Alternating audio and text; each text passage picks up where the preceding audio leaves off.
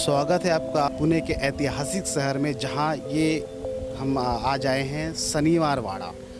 आपने एक फिल्म आई थी जो बाजीराव मस्तानी उस प्रेम कहानी के ऊपर आधारित थी। ये किला, ये दुर्ग उसी की गवाही देता है। हालांकि आज इस किले और दुर्ग में बहुत कुछ बचा नहीं है, लेकिन उसके बावजूद भी ये जो इसके अवशेष हैं, आप मैं चारों तरफ दिखाना चाहूँगा, बताऊँगा कि भव्य रूप से आज भी इसके अवशेष जो बचे हैं वे इस बात की गवाही तस्दीक करते हैं कि शनिवार वाड़ा अपने ये 1700 के दशक में कितना भव्य रहा हो। शनिवार वाड़ा की जो सबसे बड़ी विशेषता है, इसे हॉन्टेड प्लेस यानी भूतिया स्थलों में भी जाना जाता है। ऐसा कहा जाता है कि शनिवार वाड़ा का जो निर्माण हुआ वो शनिवार के दिन हुआ था, 10 जनवरी 1773 को। शनिवार वाड़ा की जो सबसे ये छत्रपति साहूजी महाराज के जो पेशवा थे, बाजीराव पेशवा, उनके द्वारा ये निर्माण कराया गया था। उसके बाद ये अपनी भव्यता के लिए एकदम प्रख्यात था उस समय। लेकिन बाजीराव की मृत्यु के बाद जैसे इस दुर्ग को, इस किले को, इस शनिवार वाड़ा को ग्रहण सा लग गया। एक रहस्यमयी आग में ये किला लगभग पूरी तरह ध्वस्त हो गया, पूरी तरह जलकर राख हो गया। लेकिन उसके बाद इस किले के दिन तब बहुरे जब 1919 में इसे पुनर्निर्माण कराया गया। हालांकि उसके बाद भी लोग बताते हैं कि इसके बाद भी इस किले के पतन की शुरुआत जो तब शुरू हुई वो कभी थमी नहीं।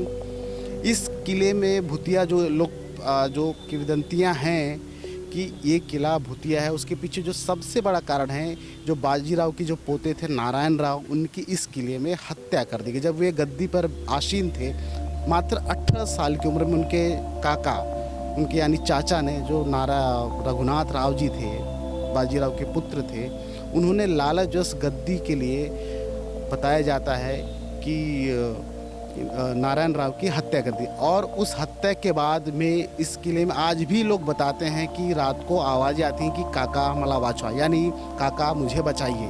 उनकी हत्या के बाद ये किले की और दुर्दशा शुरू हो गई। लोग बताते हैं कि आज भी ये एक, हालांकि इसका कोई प्रमाण साक्ष्य नहीं है, लेकिन लोग बताते हैं कि इसमें कई प्रकार के लोग आवाज़ें, भूतिया आवाज़ें आज भी आती हैं, जिससे लोग शिहर उठते हैं। हालांकि इसका कोई बहुत प्रमाण या साक्ष्य नहीं है, लेकिन जो एक र्यूमर या अफवाह कह लें, या आधी हकीकत आधा अफसाना कह लें, आज भी इस किले में काका मला वाचवा यानी काका मुझे बचाइए करके ये आवाज़ें लोगों ने कई कहा भी है कि हमने सुनी भी है। चलिए, ये तो एक बात हो गई। उसके बाद हम इस किले के ऊपर रोशनी डालेंगे ज़रा। ये जो आप देख रहे हैं, ये यहाँ जो पेशवा कालीन जो महिलाएं रहती थी यानी रानियाँ वगैरह रहती थी, उनका ये कमरा बना हुआ है। हालांकि अब ये सिर्फ अवशेष मात्र ही बचा हुआ है, एक फाउंडेशन का रूप है, क्योंकि किले के जलने के बाद, ध्वस्त होने के बाद, उसका पतन होने के बाद में यहाँ कुछ बहुत विशेष बचा नहीं। उसके बाद मैं बताना चाहूँगा कि मेरे दाहिनी तरफ ये देखिए तह खाने जैसा है कुछ। इस समय उस समय जो पेशवा कालीन थे, उसमें अनाज वगैरह या उनके जो सामान सब स्टोर करके सुरक्षित रखे जाते थे। ये इसलिए भी बच गया क्योंकि ये ज़मीन के अंदर था।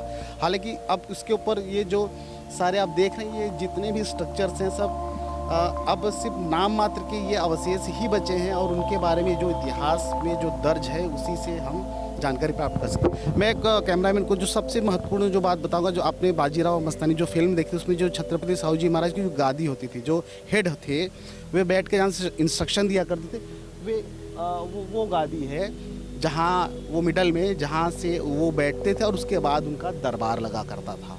ये दरबार के बाद में लेफ़्ट और राइट में जो जगह थी, वहाँ लोग जमा होते थे। उसके बाद में जो भी उनकी दरबार में जो भी चीज़ें तय होती थी, वे वहाँ उनकी सूचनाएं दी जाती थी। हालांकि ये पुणे के मध्य स्थित, ये पुणे का एक हृदय स्थल कहा जाता है, और इसके पीछे कहानी जो जोड़ दी गई है कि ये हॉन्टेड स्थल है, भूतिया स्थल है, लेकिन ऐसा इसमें कुछ भी देखने को मिलता नहीं है। लेकिन आइए, आप पुणे की सबसे बेहतरीन और खूबसूरत लोकेशन से आपको इतिहास की भव्यता का एक आप रूबरू कराएगी आपसे।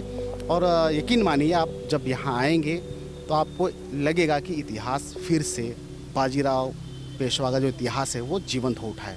प्रथम न्याय की टीम के साथ मैं सुभाष यादव, कैमरामैन रफीक खान के साथ, पुणे शनिवार वाड़ा।